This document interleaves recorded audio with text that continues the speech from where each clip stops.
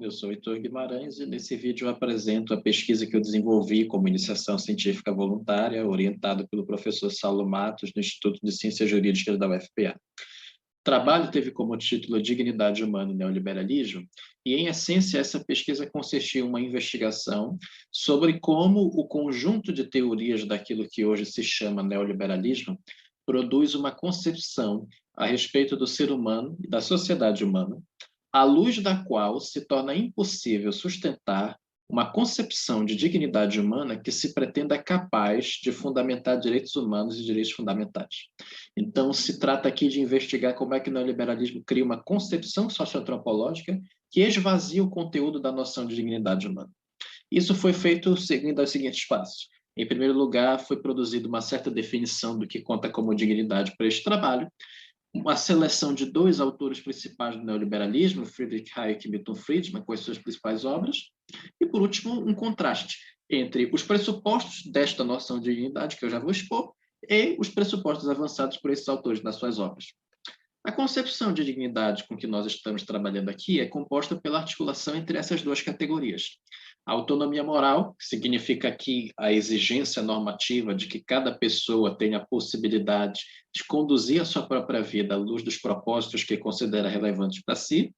e a autonomia política, que aqui significa a exigência normativa de que cada pessoa tenha acesso ao maior grau possível de participação política nos procedimentos deliberativos que resolvem as questões pertinentes às suas comunidades.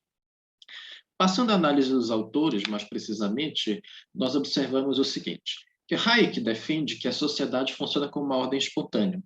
As relações sociais não se constituem por decisão ou vontade dos sujeitos. As relações sociais se constituem por meio da interação entre pessoas que buscam os seus interesses individuais mais imediatos e, ao fazerem isso, de maneira impremeditada e imprevista, constituem redes de interações que não obedecem a nenhum tipo de propósito e não são governadas pela vontade de pessoa nenhuma. Enquanto que no Friedman, a ideia que existe é de que o ser humano só produz os seus melhores resultados e desempenhos quando é submetido a condições de insegurança e de instabilidade. Por isso, todas as propostas de reforma social que o Friedman avança são propostas que têm não apenas um ceticismo em relação à capacidade operativa do Estado, como também um certo viés de precarização como forma de promoção da eficiência. Essas ideias atacam diretamente aquelas categorias de autonomia moral e política que eu defini como parte da identidade, porque levam às seguintes implicações, no caso do Hayek. Em primeiro lugar, que não é possível reformar o status quo de nenhuma sociedade à luz de um critério de justiça distributiva, justamente por causa da natureza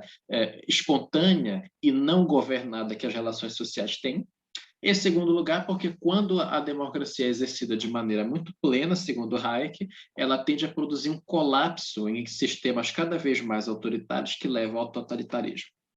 Já no caso do Friedman, as ideias dele contrastam e condenam a nossa concepção de dignidade porque, primeiro, ele considera que todo tipo de intervenção do Estado, seja para promover uma reforma social ou para qualquer outro fim, sempre sufoca a concorrência, eliminando a capacidade das relações concorrenciais de produzir os melhores resultados e satisfazer as necessidades humanas. Em terceiro lugar, porque o Friedman considera que todo tipo de deliberação coletiva feita pelas pessoas tende a ser informado por pontos de vista absolutamente ingênuos e impremeditados que não se coadunam com o ideal de tecnocracia que ele defende.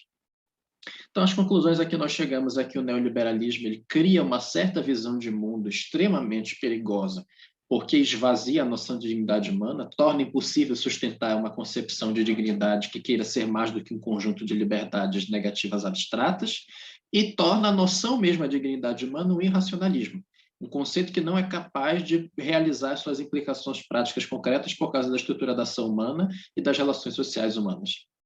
Os produtos do plano de trabalho foram algumas comunicações e eventos e a redação de 2 artigos que vão ser publicados futuramente com o professor orientador. Essas foram as referências utilizadas e eu gostaria de agradecer à Universidade Federal do Pará pela oportunidade de realização dessa pesquisa.